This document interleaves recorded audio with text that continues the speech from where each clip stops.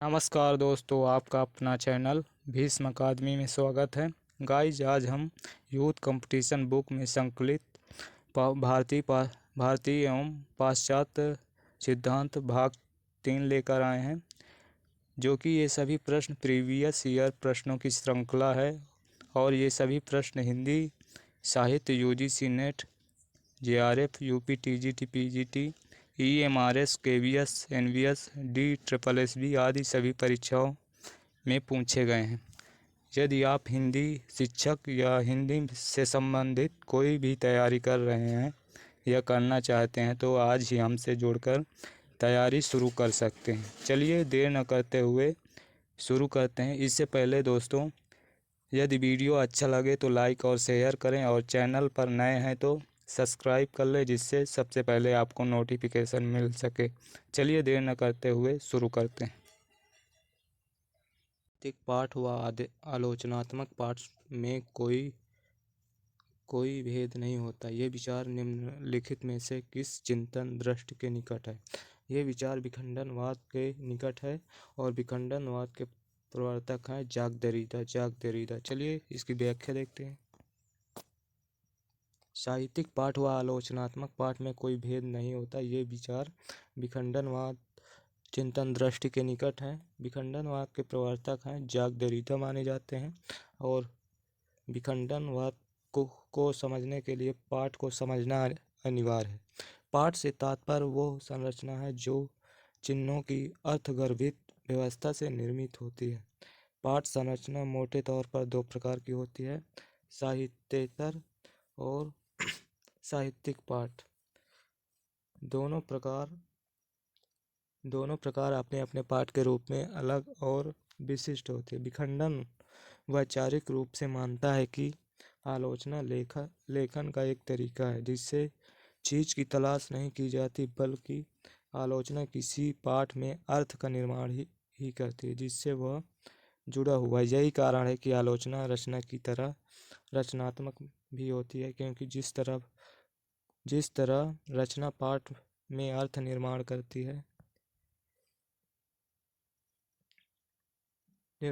है उसी तरह आलोचना भी पाठ में अर्थ का निर्माण करती है। अतः आलोचना दोनों ही किसी पाठ में अर्थ के निर्माण के दो तरीके हैं, जो न छोटे हैं न ही बड़े, दोनों समान में। अगला प्रश्न है प्रश्न 72। साहित्य में विखंडनवाद के उद्भावक आचार्य माने जाते हैं। इससे पहले भी देख चुके हैं। साहित्य में विखंडनवाद के उद्भावक आचार्य माने जाते हैं जाक देरिदा। विकल्प ए सही है। साहित्य में विखंडनवाद के उद्भावक या प्रवर्तक जाक देरिदा माने जाते हैं। देरिदा का जन्म है 1930 में जन्म हुआ, 2004 में मृत्यु हुई। ये अल्जीरिया में एक यहूदी परिवार में इनका जन्म हुआ है। देरिदा के गुरु का नाम फूको अल्थ्यूरस था। देरिदा ने विखंडन के विचार को हेडेगर, हॉर्सर्ल और हीगेल के विपरीत विकसित किया। देरिदा की पुस्तकें हैं ऑफ ग्रामेटोलॉजी तथा राइट एंड डिफरेंस, जो कि राइट एंड डिफरेंस का रचनाकाल है 1978 ईस्वी। चलिए अगला प्रश्न है 73। साहित्य समीक्षा के क्षेत्र में विखंडन के उभार का महत्वपूर्ण काल निम्नलिखित से है। इसमें 20वीं शताब्दी के चौथा शतक। विकल्प ए सही है।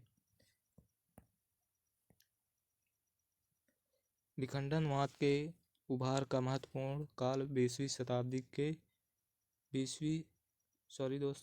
इस प्रश्न का उत्तर होगा विकल्प डी, 20वीं शताब्दी का 7वां दशक। इससे पहले हमने विकल्प ए बताया था, गलती हो गई थी। चलिए विकल्प डी सही है। चलिए इसकी व्याख्या देखते हैं। विखंडनवाद के प्रवर्तक हैं फ्रांसीसी दार्शनिक जाक देरिदा। विखंडन कंस्ट्रक्शन का हिंदी अनुवाद है। ये परिभाषित पद नहीं, ये निरंतर परिवर्तनशील प्रक्रिया है। इसे पाठ की नवीन पद्धति, आलोचना की नवीन दृष्टि तथा अर्थमीमांसा की नवीन प्रक्रिया के रूप में देखा जाता है। जाक देरिदा ने विखंडनवाद को नवीन अर्थ दिया है। उनके अनुसार उनके अनुसार विखंडन पाठ आधारित अवधारणा है। अगला फैक्ट है, भाषा में लिखा जा रहा हर पाठ विखंडन होता है। विखंडन वो प्रक्रिया है जिसके द्वारा पाठ की गहराई में ऐसे अर्थों तक पहुंचा जा सकता है जो गौण बना दिए जाते हैं। विखंडनवाद का समय है 1970 से 1980 ईस्वी के दशक में संयुक्त राज्य अमेरिका में खूब लोकप्रिय हुआ था। चलिए अगला प्रश्न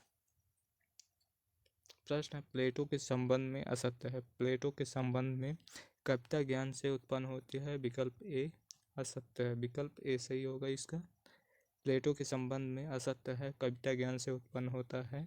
विकल्प ए सही है। कविता ज्ञान से उत्पन्न होती है, प्लेटो के संबंध में ये कथन असत्य है। शेष कथन प्लेटो के संबंध में सत्य है। प्लेटो का जन्म 427 से 347 इनका जीवन काल है, ईसा पूर्व एथेंस में हुआ था। प्लेटो का मूल नाम अरिस्टोकलिस था। प्लेटो की महत्वपूर्ण रचनाएं हैं जो कि Ion, Laws, Republic, Gorgias, Philebus, Apology, Symposium आदि। प्लेटो प्रत्ययवादी या आत्मवादी दार्शनिक थे। प्लेटो ने अपने इयोन नामक संवाद में काव्य सृजन प्रक्रिया, काव्य हेतु की चर्चा की थी।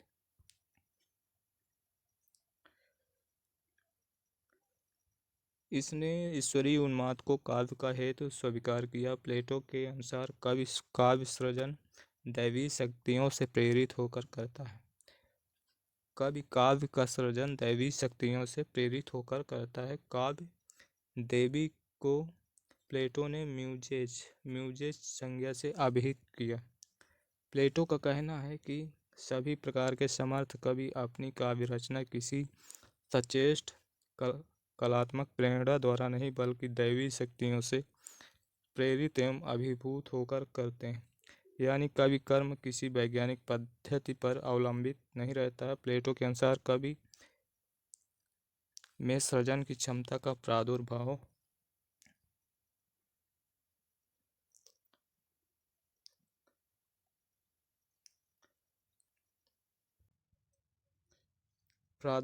अलौकिक शक्ति के रूप में होता है, कलात्मक सिद्धि के रूप में नहीं। चलिए अगला प्रश्न है, प्लेटो ने नहीं माना है चिंतन को कला साधना का आवश्यक अंग नहीं माना है। विकल्प डी सही है। चलिए इसकी व्याख्या देखते हैं। प्लेटो ने चिंतन को कला साधना का आवश्यक अंग नहीं माना। कला की अनुकरण की उद्भावना का श्रेय प्लेटो को दिया जाता है। वास्तव में प्लेटो ने अनुकरण में मिथ्या तत्व का आरोप लगाकर कलागत सृजनशीलता की अवहेलना की। प्लेटो ने यूनानी शब्द मिमेसिस अर्थात अनुकरण का प्रयोग अपकर्षी अर्थ में किया। उनके अनुसार अनुकरण में मिथ्या तत्व रहता है जो हे है। प्लेटो के संपूर्ण चिंतन का उद्देश्य आदर्श राज्य निर्माण, उनके कला संबंधी विचार में भी आदर्श नागरिकों की शिक्षा के संदर्भ में व्यक्त किए गए हैं, कला के मूल के संदर्भ में। चलिए अगला प्रश्न है, प्लेटो के विचारों से बेमेल है। प्लेटो के विचारों से बेमेल है, अमूर्त ज्ञान व धारणा प्रसूत अभ्यास में अंतर नहीं होता। विकल्प डी सही है। विकल्प डी सही है। चलिए इसकी व्याख्या देखते हैं। अमूर्त ज्ञान रूप धारणा प्रसूत आभास में अंतर नहीं होता। प्लेटो के विचारों से मेल नहीं खाता। रिपब्लिक प्लेटो की रचना है। इसमें 10वें अध्याय में अनुकरण का प्रयोग प्लेटो ने जगत के माध्यम से विचार जगत और कला जगत के बीच संबंध की व्याख्या के लिए किया है। प्लेटो विचार को सार्वभौम अमूर्त सत्य मानते हैं। उसकी प्रकृति एक ओर अनुकरण मूलक है, दूसरी ओर विशिष्ट होने के कारण असत्य है। विचार केवल ज्ञान का विषय है जो रूपाकार धारण करने पर अनुकरण का विषय हो जाता है। प्लेटो के अनुसार मूर्त सत्य अमूर्त ज्ञान रूप विचार होता है। वस्तु सत्य उसका ज्ञान सत्य और असत्य के बीच है, ज्ञान और धारणा के बीच है, वही अस्तित्व और अभाव के बीच है। ये प्लेटो का कथन है। चलिए अगला प्रश्न है, अरस्तु ने त्रासदी के अनिवार्य अंग स्वीकार किए हैं। अरस्तु ने त्रासदी के अनिवार्य अंग स्वीकार किए हैं 6, विकल्प बी सही है। 6 अंग अनिवार्य स्वीकार किए हैं। कथानक, चरित्र, विचार, पद योजना, गीत, दृश्य आदि ये सभी 6 हैं। अरस्तु ने काव्य दोषों के 5 आधार माने हैं। असंभव, अयुक्त वर्णन, नंबर 3 अनैतिक, नंबर 4 विरुद्ध वर्णन, नंबर 5 शिल्पगत दोष आदि। चलिए अगला प्रश्न।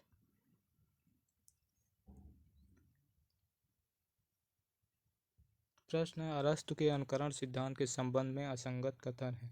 अरस्तु के अनुकरण सिद्धांत के संबंध में असंगत है। कला प्रकृति की भावनामय तथा कल्पनामय अनुकृति नहीं है, विकल्प ए सही है। विकल्प ए सही है। चलिए इसकी व्याख्या देखते हैं।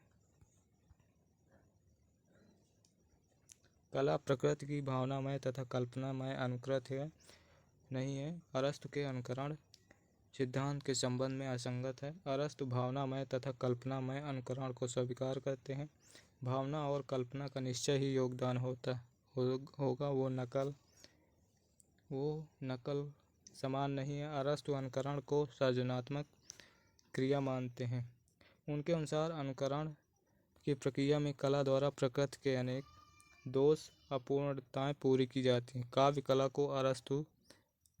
कला को अरस्तु राजनैतिक तथा नीति शास्त्र की दृष्टि से न देखकर सौंदर्य शास्त्र की दृष्टि से देखते हैं। अरस्तु ने सुंदर को विश्व से अलौकिक व्यापक बताया। चलिए अगला प्रश्न। प्रश्न 79, त्रासदी के अनिवार्य अंगों के संबंध में उपर्युक्त कथन है। त्रासदी के अनिवार्य अंगों के संबंध में उपयुक्त कथन है। इस प्रश्न का उत्तर विकल्प सी कथानक, चरित्र व विचार अनुकरण के विषय है, विकल्प सी सही है। अरस्तु के त्रासदी के अनिवार्य अंगों के संबंध में उपर्युक्त कथन कथानक, चरित्र व विचार अनुकरण के विषय हैं।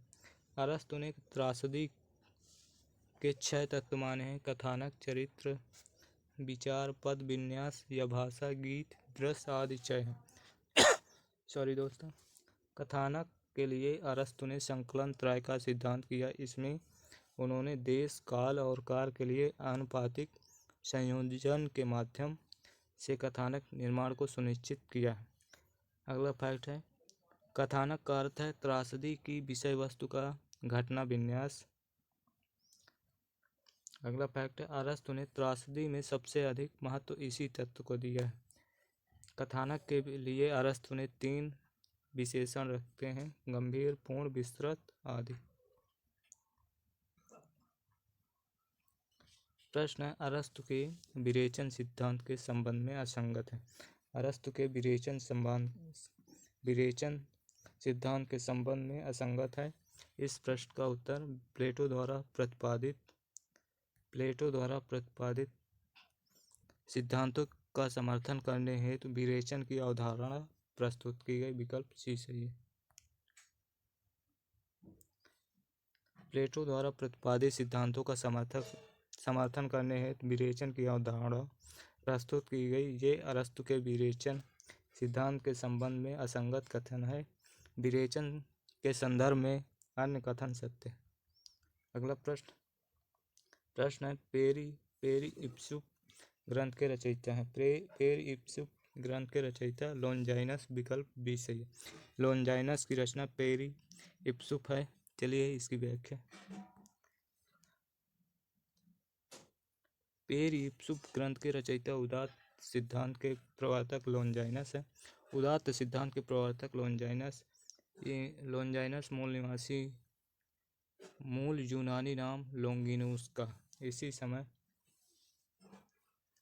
लोनजाइनस का समय ईसा की प्रथम या तृतीय शताब्दी माना जाता है। पेरी इप्सुप ग्रंथ का प्रथम बार प्रकाशन सन 1554 ईस्वी में इतालवी विद्वान रोबेरतेल्लो ने करवाया था। पेरी इप्सुप मूलतः भाषा शास्त्र यानी कि रेटोरिक का ग्रंथ है। लोनजाइनस ने पेरी इप्सुप की रचना पत्र के रूप में पोस्तेम्यूस टेरेंटियानुस नामक व्यक्ति को संबोधित करके की थी। लोनजाइनस ने अपनी रचना पेरिप्सुस में उदात्त को काव्य की आत्मा माना है। उदात्त का निरूपण सर्वप्रथम केकलियुस नामक व्यक्ति ने किया। ये रोचक तथ्य है कि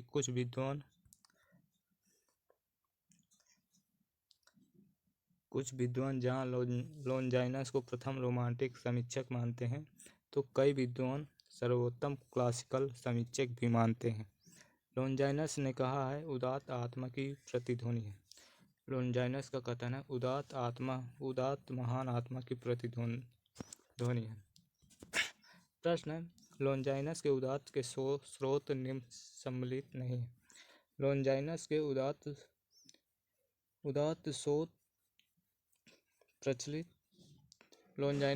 स्रोत में सम्मिलित नहीं है। इसका उत्तर अत्यधिक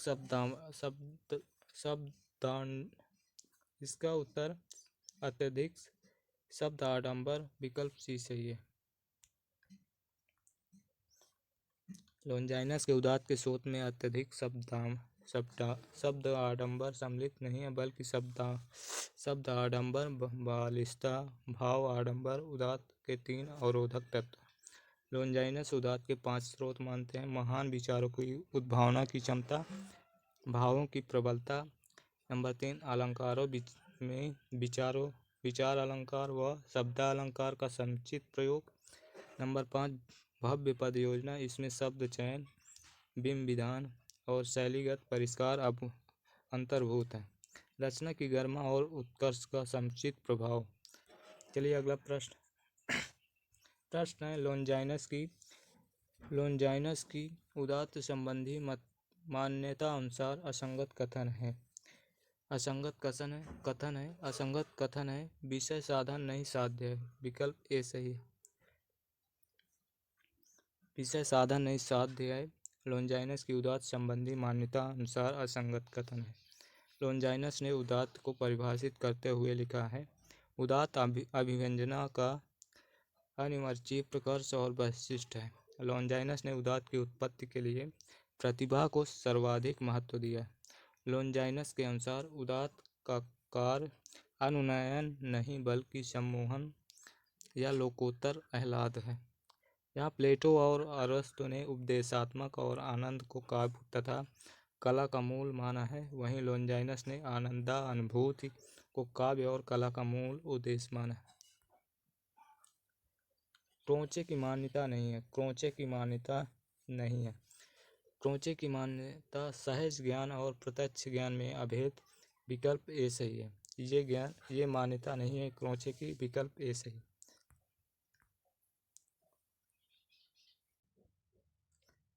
सहज ज्ञान और प्रत्यक्ष ज्ञान में अभेद क्रोचे की मान्यता नहीं है। क्रोचे का जीवन काल है 1866 में जन्म हुआ, 1952 में मृत्यु इटली में हुआ। क्रोचे की महत्वपूर्ण रचनाएं हैं एस्थेटिक, इसका रचना काल है 1902। न्यू एसेज ऑन एस्थेटिक 1920 की रचना है। डिफेंस ऑफ पोएट्री 1933 की है। क्रोचे का अभिव्यंजनावाद सिद्धांत सहजानुभूति अभिव्यंजना पर आधारित है। क्रोचे का अभिव्यंजना सिद्धांत सहजानुभूति अभिव्यंजना पर आधारित है, जो उनके अनुसार चेतना की सबसे महत्वपूर्ण प्रक्रिया है। क्रोचे का मत है कि सहजानुभूति से ही व्यक्ति को यथार्थ का ज्ञान होता है। क्रोचे के अभिव्यंजनावाद के प्रमुख विशेषताएं हैं। नंबर 1, अंतःप्रज्ञा, अभिव्यंजना और कला में अभेद संबंध है। अगला फैक्ट, अभिव्यंजना आत्मिक क्रिया है। तीसरा, प्रत्येक अंतःप्रज्ञा कला है और प्रत्येक कला अंतःप्रज्ञा है। कला वस्तु में नहीं, बल्कि वस्तु द्वारा अभिव्यक्ति रूप में होती है। कला आंतरिक होने के साथ ही अखंड है। अगला प्रश्न, क्रोचे के संबंध में असंगत है। क्रोचे के संबंध में असंगत है। क्रोचे ने मार्क्स द्वारा प्रतिपादित द्वंद्वात्मक भौतिकवाद को स्वीकार किया। ये गलत है। विकल्प सी। क्रोचे ने मार्क्स द्वारा द्वंद्वात्मक भौतिकवाद को स्वीकार किया। ये क्रोचे के संबंध में असंगत है। क्रोचे प्रत्ययवादी दार्शनिक थे। ये आत्मावादी भी माने जाते हैं। क्रोचे आत्मा या चेतना का विचार चार क्रियाएं मानते हैं जो निम्न है। आत्मा चेतना की क्रिया है जिसमें सैद्धांतिक ज्ञान, व्याकरणिक या इच्छा है।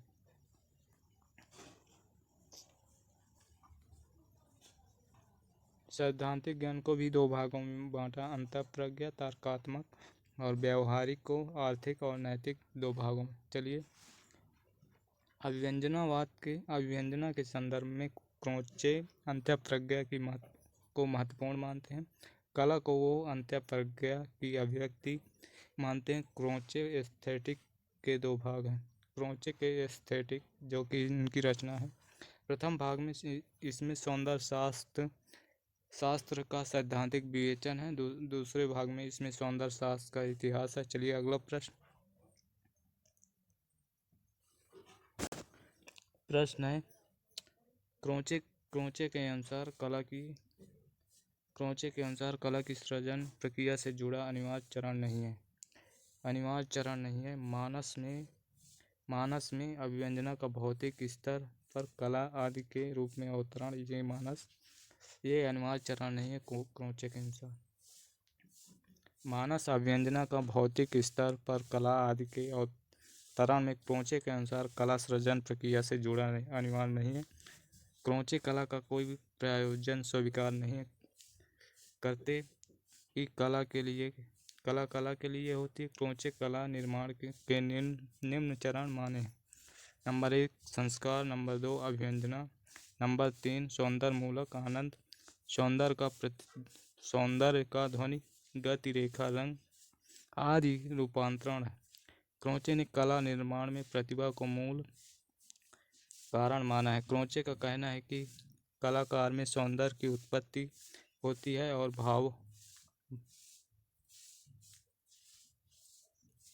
भावक में सौंदर्य की पुनरुत्पत्ति होती है। चलिए अगला प्रश्न है 87। आचार्य रामचंद्र शुक्ल ने क्रोचे के अभिव्यंजनावाद को भारतीय काव्यशास्त्र के किस सिद्धांत के निकटतम माना है? ये वक्रोक्ति सिद्धांत जो कि कुंतक का है। कुंतक के वक्रोक्ति सिद्धांत के निकटतम माना है। चलिए विकल्प बी सही है। आचार्य रामचंद्र शुक्ल ने क्रोचे के अभिव्यंजनावाद को भारतीय काव्यशास्त्र के वक्रोक्ति सिद्धांत के निकटतम माना है। हिंदी में अभिव्यंजनावाद का सर्वप्रथम उल्लेख आचार्य रामचंद्र शुक्ल ने किया है। उनके अनुसार शुक्ल के अनुसार क्रोचे का अभिव्यंजनावाद भारतीय वक्रोक्तिवाद का विलायती रूप है। अभिव्यंजनावाद की चर्चा करते समय इसे प्रायः भारतीय आचार्य कुंतक के वक्रोक्ति सिद्धांत से जोड़कर देखा जाता है। दोनों सिद्धांतों में कुछ साम्य भी दिखाई देता है और दोनों में कल्पना और अभिव्यंजना को प्रधानता दी गई है। चलिए अगला प्रश्न देखते हैं। कॉलरिज की दृष्टि में कल्पना के विषय में असंगत कथन है। कॉलरिज की दृष्टि में कल्पना के विषय में असंगत कथन है। वे ललित कल्पना व कल्पना में सहज संबंध मानते हैं। ये असंगत है। विकल्प बी सही है। चलिए इसकी व्याख्या देखते हैं। कॉलरिज ललित कल्पना व कल्पना में सहज संबंध मानते हैं। ये कथन कॉलरिज की दृष्टि से कल्पना के संबंध में असंगत है। सैमुअल टेलर कॉलरिज, इनका पूरा नाम है सैमुअल टेलर कॉलरिज का जन्म 1772 ईस्वी में इंग्लैंड में हुआ था। कॉलरिज की महत्वपूर्ण गद्य रचनाएं निम्नलिखित हैं। The Friend, church and state, aids to reflection, confessions of an inquiring spirit. Coleridge ने कल्पना और ललित कल्पना में निम्न अंतर बताया। इधर कल्पना है, इधर ललित कल्पना ये बिंबों को विगलित कर नए रूप में परिवर्तित करती है। ललित कल्पना ये बिंबों को सिर्फ पास रख देती है, कोई परिवर्तन नहीं होता है। चलिए अगला कल्पना ये जैव प्रकृति पद्धति पर आधारित है। ये यांत्रिक कार्य पद्धति पर आधारित है। ये जय पर और ललित कल्पना यांत्रिक कार्य पद्धति पर आधारित है। ये प्रतिभा की उपज है। ये प्रतिभा की उपज है। ये प्रज्ञा की उपज है। नंबर 4, कल्पना अंतः प्रेरणा प्रत्यक्ष आदि से सामग्री ग्रहण करती है। ये प्रधानता ललित कल्पना, ये प्रधानता स्मृति से सामग्री ग्रहण करती है। चलिए प्रश्न है, बायोग्राफिया लिटरेरिया के लेखक हैं। बायोग्राफिया लिटरेरिया के लेखक हैं कॉलरिज। विकल्प ए सही है। बायोग्राफिया लिटरेरिया पुस्तक के लेखक कॉलरिज हैं। कॉलरिज प्रत्ययवादी थे और उनकी काव्य संबंधी धारणा जयवादी सिद्धांत पर आधारित है। कॉलरिज ने कल्पना के संबंध में लिखा है, इसमें संश्लेषणात्मक तथा जादुई शक्ति होती है जो विरोधी या विसंवादी धर्मों में संतुलन स्थापित करती है। यह कॉलरिज का कथन है। फैंसी के लिए रम्य कल्पना ललित कल्पना शब्द का प्रयोग होता है तथा इमेजिनेशन इमेजिनेशन का रूपांतरण कल्पना के रूप में प्रचलित है। कॉलरिज कहते हैं, कल्पना मानव मस्तिष्क की कल्पना मानव मस्तिष्क की बिंब विधानी शक्ति है। चलिए अगला प्रश्न है, इतिहास बोध का अर्थ अतीत के अस्तित्व का है नहीं, अपितु उसके वर्तमानत्व का भी अवगम है। ये कथन, ये मान्यता किसकी है? ये मान्यता टी.एस. इलियट की है। टी.एस. इलियट की है। विकल्प डी सही है। इतिहास बोध का अर्थ अतीत के अतीतत्व का नहीं, अपितु उसके वर्तमानत्व का भी अवगम है। ये इलियट का कथन है। ये मान्यता टी.एस. इलियट की है। थॉमस ईस्टन इलियट का जन्म 1888, मृत्यु 1965 ईस्वी अमेरिका में हुआ था। इलियट को वेस्टलैंड कृति के लिए 1948 में नोबेल पुरस्कार प्राप्त हुआ। किसमें? द वेस्टलैंड के लिए 1948 में। इलियट ने परंपरा और वैयक्तिक नामक लेख में निम्न बात कही है। चलिए, प्रत्येक राष्ट्र की प्रत्येक प्रजाति की अपनी सृजनात्मक मनोवृत्ति के साथ आलोचनात्मक मनोवृत्ति भी होती है। अगला फैक्ट है, सांस की तरह आलोचना अनिवार्य तथा नैसर्गिक क्रिया है। तीसरा, वैयक्तिक प्रज्ञा परंपरा से संबंध निरपेक्ष या विच्छिन्न वस्तु नहीं है। इतिहास बोध का अर्थ अतीत के अतीतत्व का नहीं, अपितु उसके वर्तमानत्व का भी अवगम है।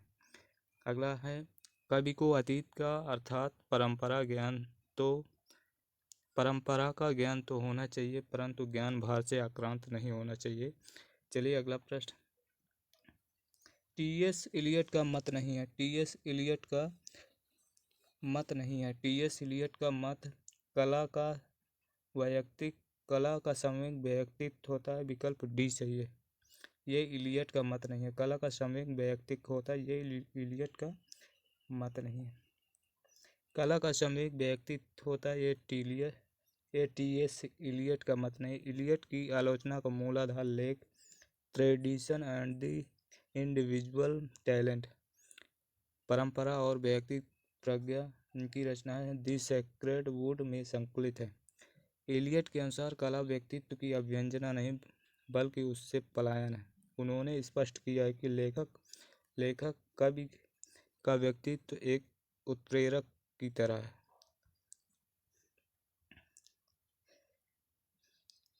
जो रचना को प्रभावित तो करता है पर उसमें दिखाई नहीं देता। इलियट ने कला को दूर से देखे जाने वाली वस्तु के रूप में प्रस्तुत किया है। इलियट का निर्वैयक्तिकता का सिद्धांत स्वच्छंदवादियों ने काव्य सिद्धांत के विपरीत है।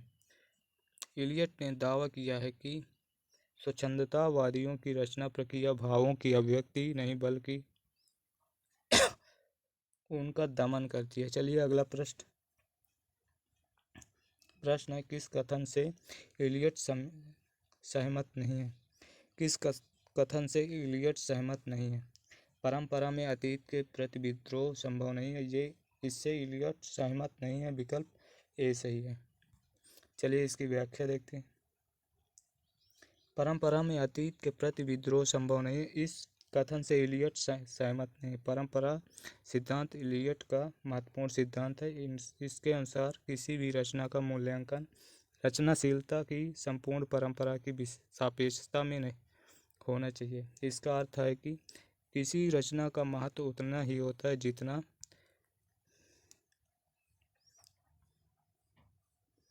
जितना सामंजन वो संपूर्ण परंपरा में करती है। इलियट परंपरा को वर्तमान से अलग नहीं बल्कि उसका ही एक हिस्सा मानते हैं। नए कवियों के लिए इलियट अतीत के ज्ञान को जरूरी मानते हैं।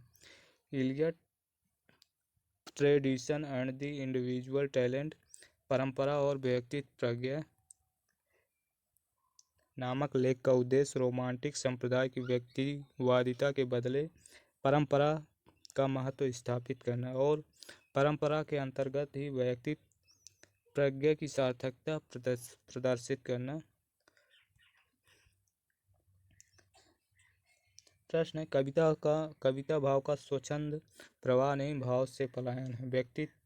व्यक्तित्व की अभिव्यक्ति नहीं, उससे मुक्ति का नाम है। ये मान्यता किसकी है? ये मान्यता टी.एस. इलियट की है। विकल्प सी सही है। कविता भाव का स्वच्छंद प्रवाह नहीं, भाव से पलायन है। व्यक्तित्व की अभिव्यक्ति नहीं, उससे मुक्ति का नाम। ये मान्यता टी.एस. इलियट की है। इलियट ने अपनी आलोचना को निजी काव्य कर्मशाला का उपजात या काव्य निर्माण के प्रसंग में अपने चिंतन का विस्तार कहा है। इलियट की प्रमुख समालोचना कृतियाँ निम्नलिखित हैं। द सेक्रेड वुड, ये 1920 ईस्वी की है। Homage to John Dryden T S. Eliot की है। एलिजाबेथेन एसेज, ये भी है। The use of poetry and the use of criticism, selected essays ancient and modern knowledge and experience. Eliot के अनुसार कविता कवि व्यक्तित्व की अभिव्यक्ति नहीं, व्यक्ति से पलायन है। इलियट का मानना है कविता का भाव निर्वैयक्तिक होता है और कवि इस नए निर्वैयक्तिकता तब तक नहीं पहुंच सकता जब तक वो कारणीय कर्म के प्रति अपने आप को पूरी तरह समर्पित नहीं कर देता।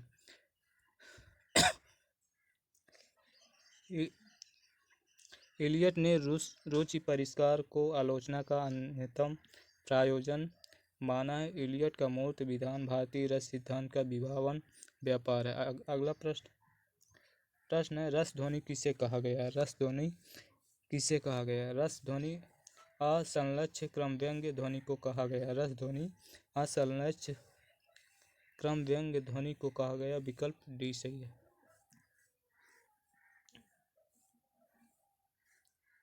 असंलग्न क्रम व्यंग्य ध्वनि को रस ध्वनि कहा गया है। जहाँ व्यंग्यार्थ विभाव, अनुभाव और संचारी भाव के संयोग पर आधारित होता है, वहाँ रस ध्वनि मानी जाती है। रस ध्वनि रसादि ध्वनि को असंलग्न क्रम व्यंग्य ध्वनि भी कहते हैं। रस ध्वनि रसादि ध्वनि को असंलग्न व्यंग्य ध्वनि भी कहते हैं क्योंकि अन्य ध्वनि भेदों की तुलना में इसमें वाच्यार्थ के अनन्यतर व्यंग्यार्थ की प्रतीति इतनी त्वरित होती है कि लक्षित नहीं होती। आनंदवर्धन ने रसों को स्वतंत्र काव्य तत्व स्वीकार न करके ध्वनि का एक भेद माना है, असंलग्न क्रम व्यंग्य ध्वनि माना है और इसी से रस भाव आदि को अंतर्भूत किया है। तथापि रस की महत्ता को उन्होंने मुक्त कंठ से स्वीकार किया। आनंदवर्धन ने वाच्यार्थ को वांछनीयता और उसका व्यंग्यनिष्ठ होना ध्वनि के किस भेद की विशेषता है? वाच्यार्थ की वांछनीयता एवं उसका व्यंग्यनिष्ठ होना ध्वनि के किस भेद की विशेषता है? विकल्प ए विवक्षितान्य परवाच्य ध्वनि। विकल्प ए सही है। वाच्यार्थ की वांछनीयता उसका व्यंग्यनिष्ठ होना ध्वनि के विवक्षितान्य परवाच्य ध्वनि की विशेषता है। आचार्य आनंदवर्धन ने सर्वप्रथम ध्वनि के दो भेद बताए हैं, अविवी अविवक्षित वाच्य ध्वनि अथवा लक्षणामूला ध्वनि, विवक्षितान परवाच्य ध्वनि अथवा अभिधामूलक ध्वनि। ध्वनि के भेदों व उपभेदों की तालिका के माध्यम से इस प्रकार समझा जा सकता है। ध्वनि के भेद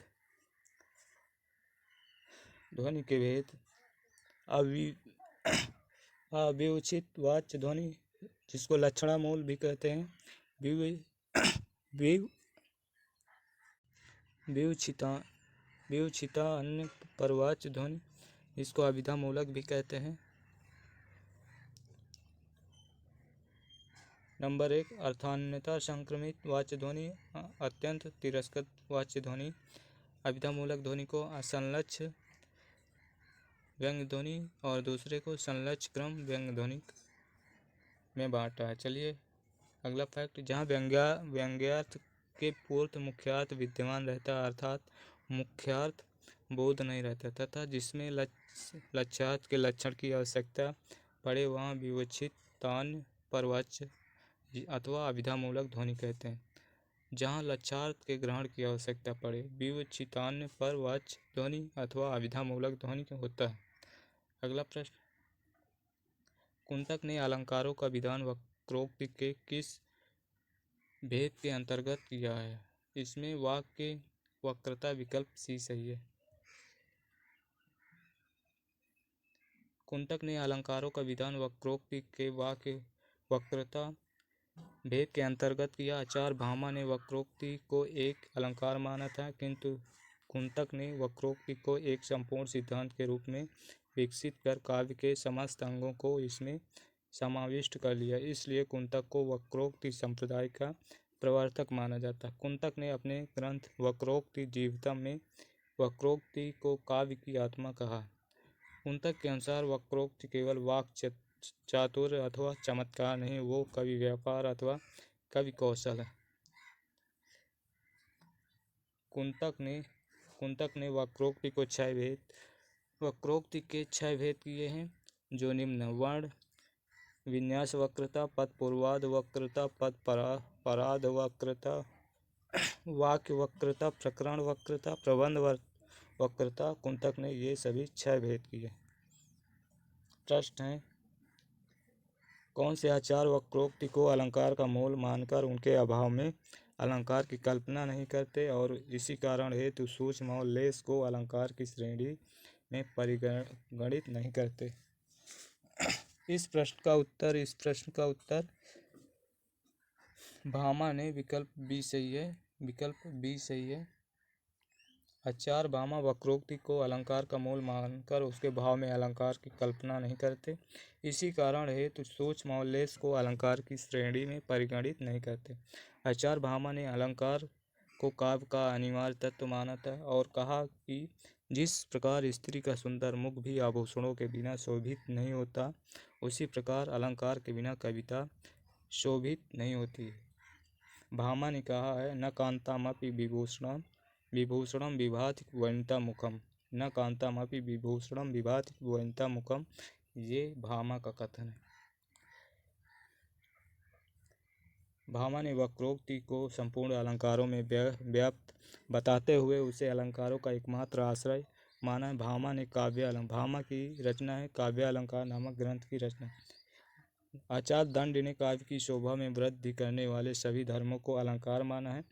दंडी का कथन है, काव्य शोभाकरान धर्मान अलंकार प्रच्छते, काव्य शोभाकरान धर्मान अलंकारान प्रच्छते। ये दंडी का कथन है। रीतवादी आचार्य वामन ने दंडी का विरोध करते हुए कहा है, गुण काव्य के शोभा कारक धर्म है और अलंकार उसके वर्धक है। गुण काव्य के शोभा कारक धर्म है और अलंकार उसके वर्धक है। वामन का कथन है, काव्य शोभा या कर्तारो धर्मा गुणा, काव्य शोभा या कर्तारो धर्मा गुणा। ये वामन का कथन है। में वक्रोक्ति को काव्य की आत्मा कहा है। चलिए अगला प्रश्न देखते हैं। निम्न में साधारणीकरण का सिद्धांत किस आचार्य का है? ये भट्टनायक का है। सी सही है। भट्टनायक ने सर्वप्रथम भरत मुनि के रस सूत्र में साधारणीकरण की अवधारणा प्रस्तुत की, इसलिए उन्हें साधारणीकरण का प्रवर्तक माना जाता है। आचार्यों ने साधारणीकरण को निम्न ढंग से प्रस्तुत किया। भट्टनायक के अनुसार विभावादि का साधारणीकरण होता है। अभिनव गुप्त के अनुसार सहृदय का साधारणीकरण होता है। विश्वनाथ के अनुसार विभावादि का अपने पराय आश्रय और सहृदय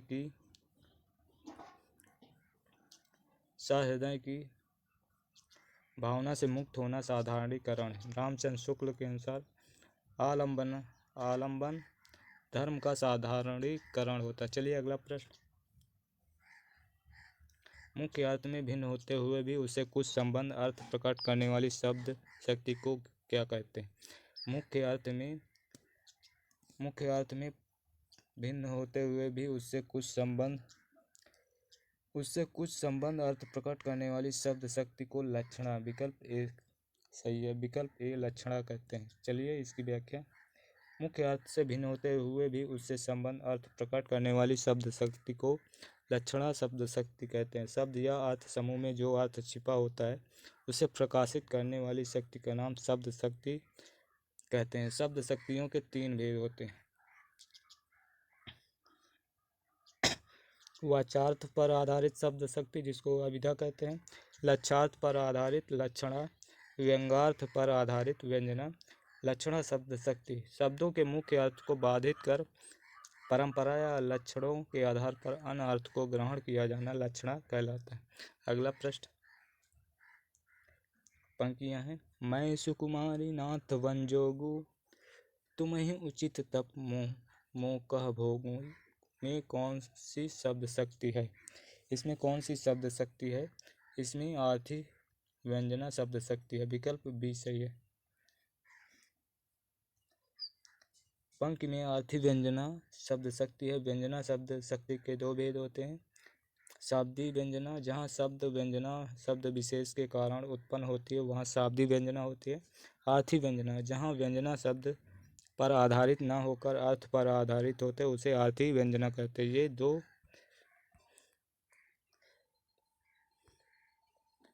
ये दो प्रकार के होते हैं। नंबर 1 अभिधा मूलक आर्थी व्यंजना, नंबर 2 लक्षणा मूलक आर्थी व्यंजना। दोस्तों आज के लिए इतना ही। दोस्तों यदि हमारे वीडियो पसंद आए तो लाइक और शेयर करें और चैनल पे नए हैं तो सब्सक्राइब कर लें जिससे कि सबसे पहले आपको नोटिफिकेशन मिल सके। चलिए धन्यवाद। जय हिंद, जय भारत।